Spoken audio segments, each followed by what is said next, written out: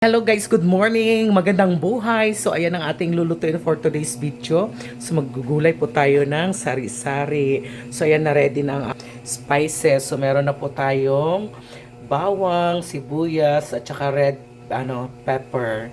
Meron din po tayong karne. At ito na ang ating gulay. Ayan ang sari-sari. So magluluto na po tayo guys. Ayan guys, so naglagay na po tayo ng mantika. Yan, igigisa na po natin ang bawang. Yan, inalo ko na rin po yung sibuyas. Yan, pag na golden brown na siya, ihalo na natin yung karne. Yan, so, gisa-gisahin na. Ihalo na ang karne. Yan, halo-haloin.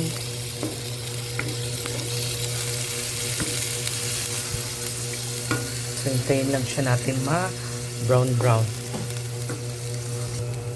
Ayan, nalagyan na siya ng seasoning.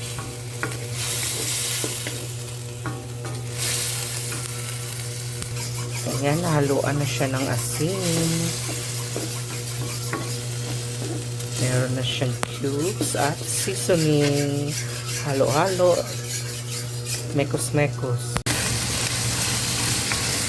Ayan, golden brown siya. Mekos pa rin.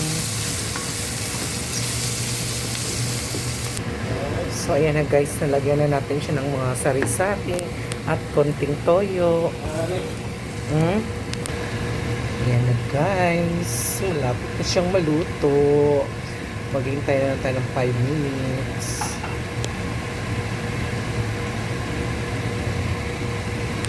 So, ayan guys, naluto na siya. Ready to eat na tayo sa ating sari-sari na gulay. Thank you for watching. Bye!